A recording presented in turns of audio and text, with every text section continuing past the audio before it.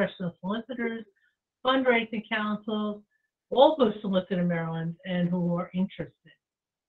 As indicated in the email notification about today's town hall, the town hall will be recorded. A link to the recording will be available on the Secretary of State's website under the Charities tab. By choosing to join the town hall, you are consenting to the recording. The content and presentation provided is for informational purposes only. It is not intended to be legal advice. Let me repeat that. The content and presentation provided is for informational purposes only. It is not intended to be legal advice. And I don't think we're going to have any problem today with folks getting on the call, but just please know that the attendance numbers are regulated by the platform, not by the Office of Secretary of State. And in response to some emails received, attendance is not required. I am absolutely delighted to introduce Maryland's Deputy Secretary of State, Luis Barunda. Mr. Secretary, welcome, and thank you for being with us this morning. Thank you, Secretary Smith. We really appreciate all the work that your division does with the fantastic supervision of our division administrator, Michael Schlein. Those of us that know Michael, we call him Mike. So, Mike, thank you so much for all that you do in running the day-to-day operations and fielding all kinds of questions. And for those of you who are calling in from all over the country, as I see that there are many, many people from outside of the state of Maryland, welcome virtually to the state of Maryland, where we're open for business. This is a great innovation here in Maryland that Secretary Smith and Division Administrator Schlein have implemented to not only educate, but to give people a little bit of insight regarding our division and the work that we do here in the state of Maryland. And so without further ado, I will turn the mic over to Mike once again, and welcome everybody. Thanks for joining in this morning. Thanks so much, Mr. Secretary. We're delighted you were joining us this morning. It bears repeating as stated in the email notification, as I just shared a few minutes ago, about today's town hall. The town hall will be recorded. A link to the recording will be available on the Secretary of State's website within the next few days under the Charities tab. And by choosing to join the town hall, you're consenting to the recording. A time is reserved at the end for questions. If you hold your questions, you may find that the answers as the presentation progresses. If not, we have time reserved during the Q&A session or the question and answer session at the end. You may place questions in the chat box. In order to prevent confusion about the source of the response, though, please do not answer the questions in the chat box. Our SOS staff will announce the questions during the question and answer session. At that point, we'll respond. Our charity offices are available to answer questions that provide information only, but cannot provide legal advice. If legal advice is needed, and sometimes it is, please contact the legal counsel who specializes in the area of law for which you're seeking advice. As we begin, please mute your microphones. You may keep your cameras on if you like. We love seeing your smiling faces. And with me today, as Deputy Secretary Barunda said, is our Division Administrator, Mike Schlein. We have charity officers and some others from our division who are on with us as well. So without further ado, please allow me to introduce our very esteemed Division Administrator, Mike Schlein. Mike? Hey, thanks, Kathy. Good morning, everybody. Like Assistant Secretary Smith said, we're going to talk about professional solicitor fundraising counsel registration requirements today. The law that covers charitable registration, professional solicitor fundraising counsel registration is the Maryland Solicitations Act. It's a business regulation article, Title VI of the Annotated Code of Maryland, and also covered in the Code of Maryland Regulations, Title I, Subtitle II, Chapters 4 and 5. So the information you're going to see today is pulled from this area of the law and the regulations. And you can purchase the Solicitations Act book at that form on our website. There's the link to the order form, and you can fill it out, submit it, and get a copy of the Solicitations Act if you so choose. It's just a copy of the front cover of the book. So registration requirements. What do we do? So first we'll start with fundraising council registration. And I think first we'll define what a fundraising council is. It's important to know before we get talking about the registration requirements. A fundraising council is a person who's compensated for advising a charity about a solicitation in Maryland, holding, planning, managing that solicitation in Maryland. And the fundraising council is not somebody that's directly soliciting or receiving charitable contributions. The key in here is somebody that's doing it for pay. They're compensated. If you're somebody that volunteers and helps with fundraising as a volunteer, you're not a fundraising council because you're not doing it for pay. If you are a member of the board of a charity, you are an employee of the charity, you know, you're with the charity, that's also a key distinction there. So we're talking about somebody that's not a part of the charity who does it for pay, who holds, plans, or manages a solicitation. So a lot of advising and guiding on how to fundraise, but not the actual direct ask themselves. So they're not picking up a phone and making a phone call to a citizen asking for donations.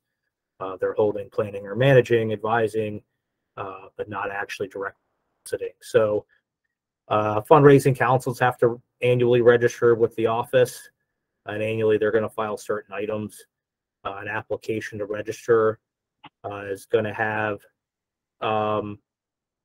certain items that are required to go along with it. So you're going to have an application to register, and the registration is going to include a registration fee, and it's going to include copies of all fundraising agreements, or otherwise known as contracts, that a fundraising council may have or does have with a charitable organization. So if a fundraising council does not have any current contracts with any charities, then it should submit a sample contract to file its registration. They're required to register prior to providing services to charitable organizations in Maryland. So, or prior to soliciting on behalf of charitable organizations in Maryland or advising about solicitation in Maryland. So that's why sometimes you may see a fundraising, we see a fundraising council registration. They don't have any current contracts. They're trying to register and obtain those contracts. So it has to be done though prior to providing the services for solicitations in Maryland. So fundraising council, as part of their application, are going to submit the names of each of their current officers and employees. Names of new officers and employees must be submitted within 10 days after the employee begins work. So we're going to get that information on the registration form. If it changes throughout the year, the fundraising council should tell us that it is changing throughout the year. So again, for pay, that's the key there, for pay. A lot of people will read this and go, but I volunteer, do I have to? No, if you're not doing it for pay, you're not a fundraising council. So a fundraising council also has to submit the fundraising agreements. It's required to submit a copy of a fundraising agreement by the 10th day after that agreement is made, or the start of the charitable solicitation, whichever is earlier. All the agreements between fundraising council and charitable organizations shall include the names and the addresses of the parties, the services to be provided, the number of persons that are involved in providing those services, the time when the services are to be provided, and the method and formula for compensation. And a fundraising council is prohibited from receiving compensation based upon a percentage of contributions received as a result of the services provided. So a fundraising council, when it first registers, it may have a newly entered into agreement that it sends. It may have a sample agreement that it sends to get registered. Once it's registered, as it forms new agreements with organizations, new fundraising agreements with organizations, it does need to submit those to us as they're formed, as that first point explains, by the 10th day after it's made or before the start of the solicitation. And now the other item here, professional solicitors. So a little different than a fundraising counsel, right? Two legally distinct and different things. Professional solicitor is compensated for advising a charity about a solicitation, holding, planning, or managing that solicitation, or soliciting or receiving contributions for a charitable organization. The solicitation or receipt of contributions is the big distinction between a fundraising counsel and a professional solicitor. So the professional soliciting company is usually the one that's making the phone calls on behalf of a charity, asking people to donate to the charity for which they are soliciting and calling on behalf of. Professional solicitors are also required to register. They're required to register annually, and they're required to register prior to soliciting in Maryland or receiving contributions from Marylanders. Registration includes that application to register, so it's going to be an application form and a surety bond, which is essentially insurance for any potential missteps or misdeeds that a professional solicitor or one of their representatives may make when soliciting. A registration fee of $350, and if applicable, certain accounting reports, which we're going to talk about later when you file accounting reports. And if there's no current agreements that the professional solicitor has, it'll submit a sample fundraising agreement as part of its registration. So the registration fee, the form for fundraising counsel, it's $250 to register. For a professional solicitor, it's $350. The solicitor needs that surety bond. The counsel does not. So there's a few differences here. You'll see not just in term and what a solicitor does versus a counsel, but also in some of the registration requirements. It's a little different for a professional solicitor than it is for a fundraising counsel. So just continuing about professional solicitor registration, a professional solicitor must submit that surety bond. It has to be in the amount of $25,000, run to the state of Maryland. In lieu of the surety bond, the Act authorizes the submission of an irrevocable letter of credit in the amount of $25,000. The solicitor must have either a surety bond or irrevocable letter of credit in force as long as the registration is in effect. So a professional solicitor needs to have this in place during the entirety of its registration. It has to have a surety bond or irrevocable letter of credit. And again, another point too, I don't think I emphasized it here for solicitors, but I want to emphasize it as well. Somebody who does this for pay. So again, not a volunteer. If you have volunteers that are making phone calls, soliciting money, they're volunteers. They are not professional solicitors because they are not doing it for pay. If somebody's doing it for pay, then they may be a professional solicitor if they're not an employee of the organization. So an application to register must list the name of each current officer, agent, member, associate solicitor, and employee who works in fundraising for the professional solicitor. And just like with counsels, any new officers, agents, employees, or in this case also associate solicitors, the names of those folks, if they're new, must be submitted within 10 days after the individual begins employment. So Mike, yeah, is it fair to say that just in the short way of viewing the distinction between fundraising counsels and professional solicitors, is that counsels are doing just that, they're providing advice. And the professional solicitors, they and their staff, their team, are actually making the ask for money. That's a short distinction between them. Yeah, exactly. One of them is advising.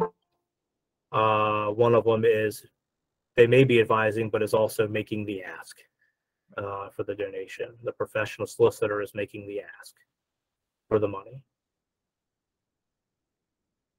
So annual registration of a professional solicitor. So must file annually, a professional solicitor, and every year it's going to give us an application to register and the surety bond. It's going to pay its $350 fee. It's going to give us the list of its officers and employees and solicitors. It still has to tell us of new ones. But here's the big difference. So with a fundraising counsel, they register annually, but they give us the same stuff every year, right? They give us a form, they give us the fee, they give us their contracts. For professional solicitors, they give us their form, they give us their fee, they give us their surety bond, they give us their contracts. However, they're also, when they file their annual registrations, are going to give us interim accounting reports for every fundraising agreement they have. Any addendums to fundraising agreements that were not previously submitted by the professional solicitor need to also be submitted as part of their annual registration. An interim accounting report. So we're going to talk a little more about accounting reports here soon. But it's a report from the solicitor for every one of their fundraising agreements that generally breaks down how much was received by the professional solicitor when they solicited on behalf of each charity. And then for each charity, how much of that money was spent on expenses of the solicitor and how much of it actually made it to the charity. That's kind of a broad view of what an accounting report is.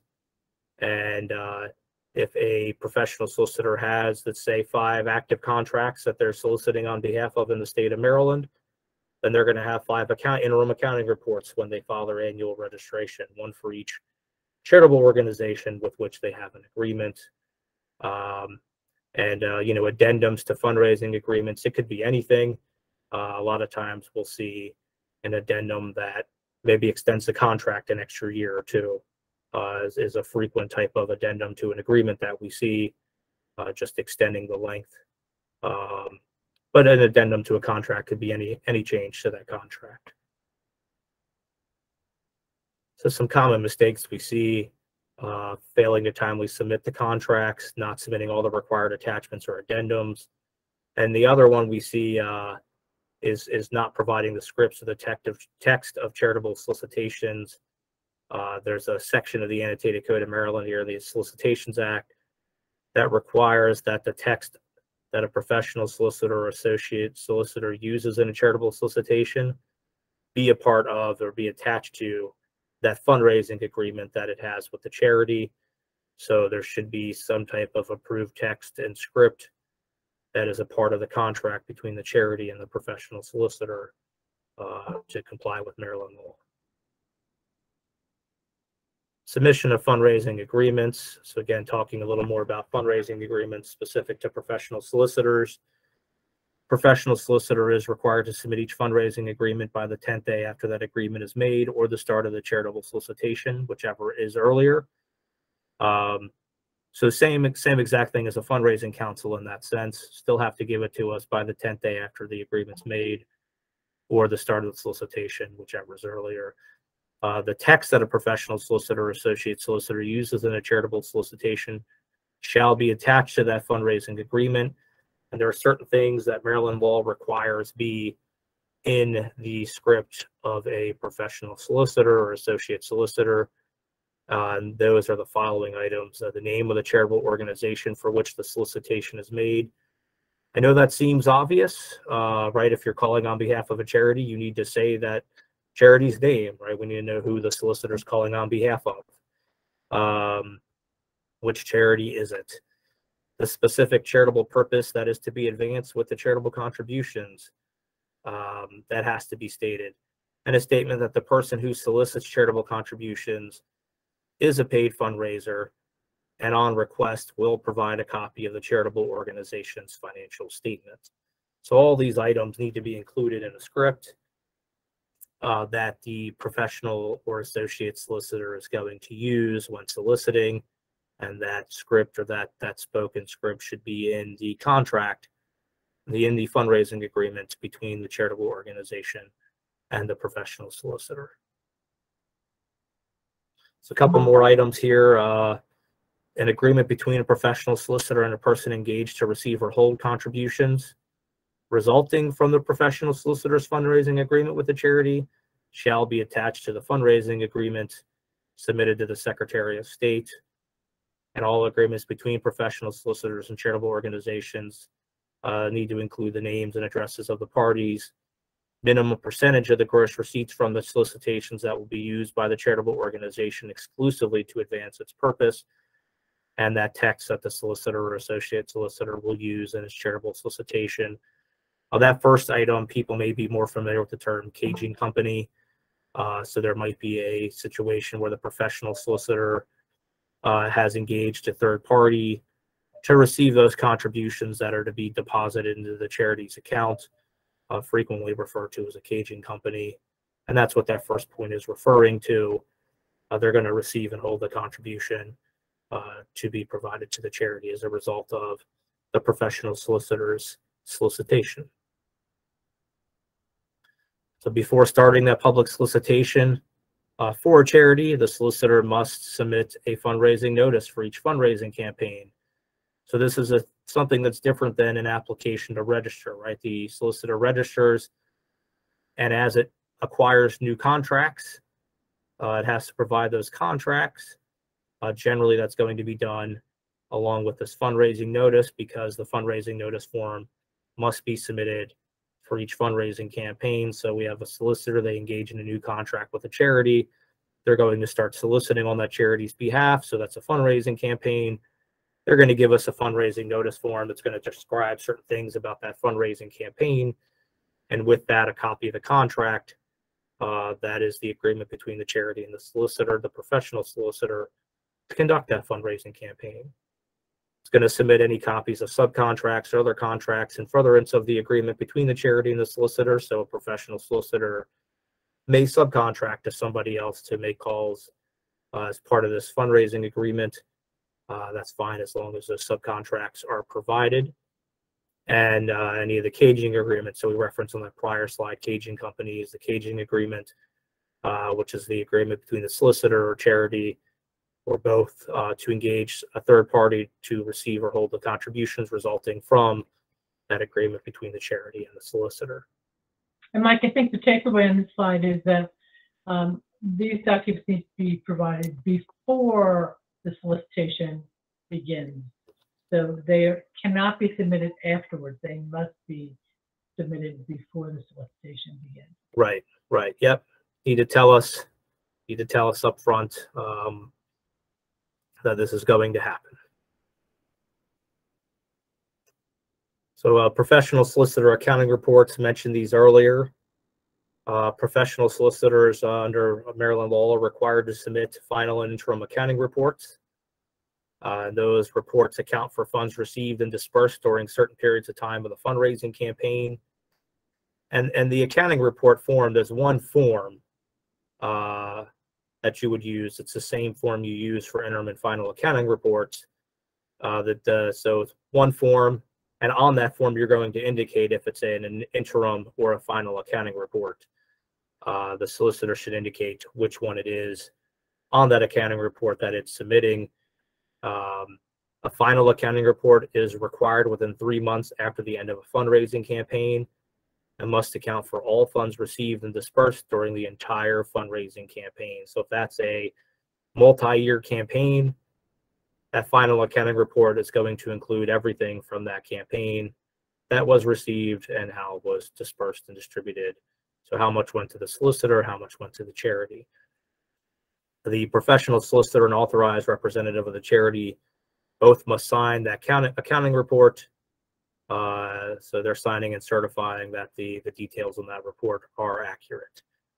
An interim accounting report must also be submitted as part of an application to register as a professional solicitor for each ongoing fundraising campaign. So you have maybe let's say a professional solicitor is registered.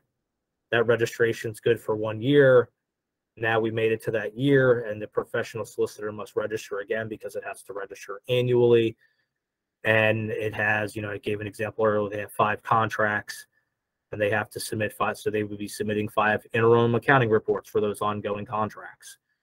So every year when they register, for every ongoing fundraising agreement they have, there should be an interim accounting report that accompanies that annual registration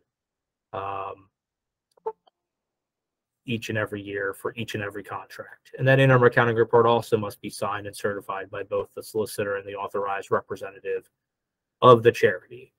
So final accounting reports, interim accounting reports need to be submitted, interim along with the annual registration, final accounting reports within 90 days of the end of the agreement.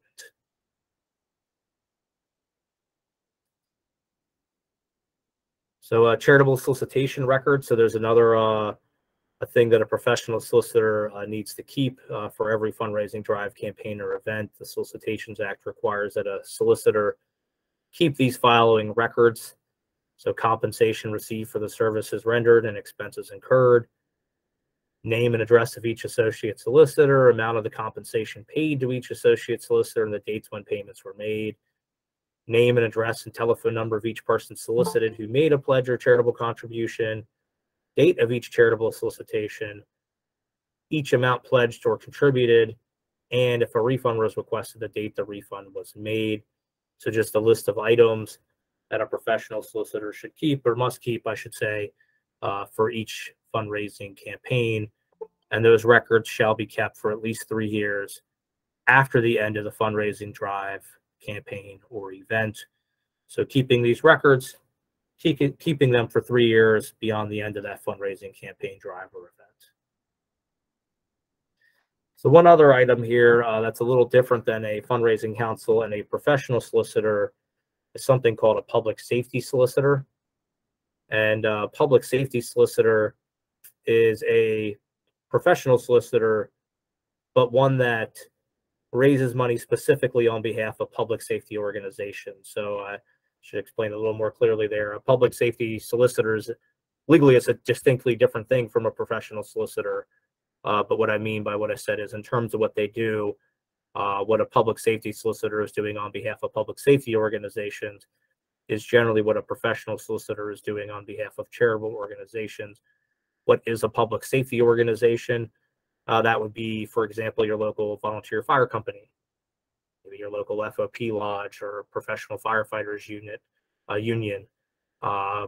They are public safety organizations that are there, police, firefighting, rescue service organizations, and that's a public safety organization. Under Maryland law, the Solicitations Act, I should say, under the Maryland Solicitations Act, public safety organizations do not have to register. If they're soliciting for public safety purposes for the express benefit of those that qualify as public safety organizations, those public safety organizations do not have to register. However, their public safety solicitor does have to register. So a public safety solicitor is a person who, again, for pay, solicits or receives public safety contributions personally or through another. So either personally or through their company or through some of their employees. A public safety solicitor registration also includes an application. It also includes a surety bond in the amount of $25,000 or an irrevocable letter of credit in the amount of $25,000. They're running to the state of Maryland or payable to the Secretary of State's office. And that surety bond is good for their registration for any of their agreements they have with public safety organizations, so they don't have to have a bond for each organization, just like a professional solicitor does not have to have a separate bond for every contract. Copy of a fundraising agreement must also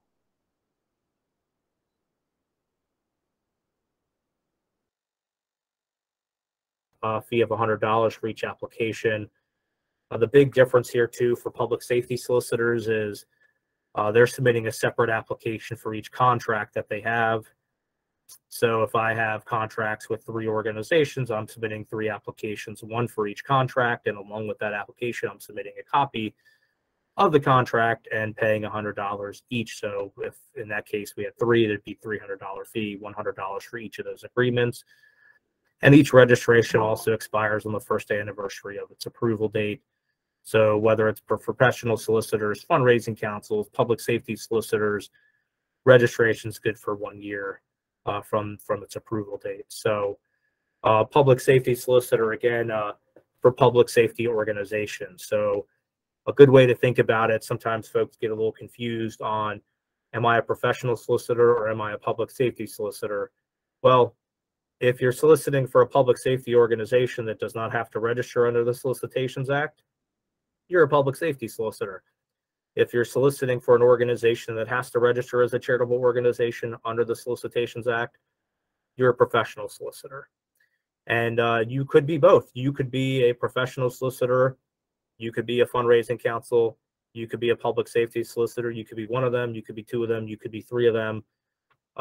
You could be, depending on the services you're providing under your agreements with charitable organizations. So there are a few times where we've had a professional solicitor also register as a public safety solicitor, or a fundraising counsel also register as a professional solicitor. That is possible to happen. Public safety solicitations.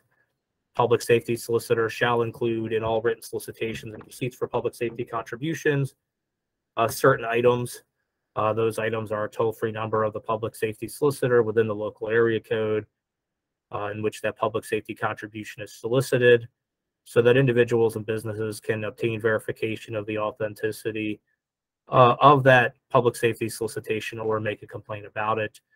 It must also include a statement that for cost of copies and poaches, information submitted under the Solicitations Act is available from the Secretary of State and the address and phone number of the Secretary of State's office.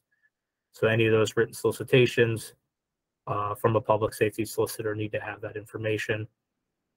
And a public safety solicitor may not solicit public safety contributions unless the script of any oral solicitation and a copy of the written solicitation is approved by the public safety organization on whose behalf the public safety contribution is solicited. So script, oral, and written must be approved by the public safety organization. That script, whether it's oral or written, must include the specific purpose that is to be advanced with the public safety contributions and a statement that the person is soliciting on behalf of a public safety organization. A copy of that approved script of an oral solicitation, written solicitation, shall be made available to the Secretary of State's office upon request. So certain resources here that are available to charities, and these are good resources. Again, this recording is going to get posted on our website, so if you don't have all these written down, do not worry, it'll be posted on our website in the recording. But also these are on the charity page. If you go to sos.maryland.gov, and Maryland spelled out, sos.maryland.gov, click on the charities tab, and you scroll down just a little bit, so you're going to see these links there for the Community Law Center, Maryland Nonprofits, Maryland Nonprofit Development Center, another good resource for charitable organizations that need information, especially advice.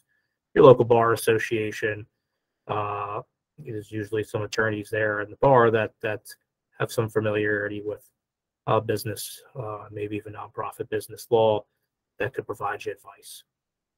So with that, Kathy, I'm going to turn it back to you. Thanks, Mike. Thank you, Mr. Secretary, for joining us earlier. Thank you, Mike, for a great presentation. To everyone who joined us. Just let me repeat again, as shared earlier, the content and presentation provided today is for informational purposes only. It is not intended to be legal advice. Also shared earlier and indicated an email notification about the town hall. This town hall was recorded. Mike just said it again a minute ago. And the link to the recording will be on the Secretary of State's website under the Charities tab. Just give us a couple of days to get it up there. And by choosing to attend the town hall, you consented to the recording. I hope today's town hall was informative. We intend to hold town halls 4 times a year on varying topics. Feel free to drop a topic in the chat box if you have a suggestion about topics related to the Maryland Solicitations Act or our regulations. We're happy to consider any of those ideas that are within the scope of our authority, and if we have capacity to do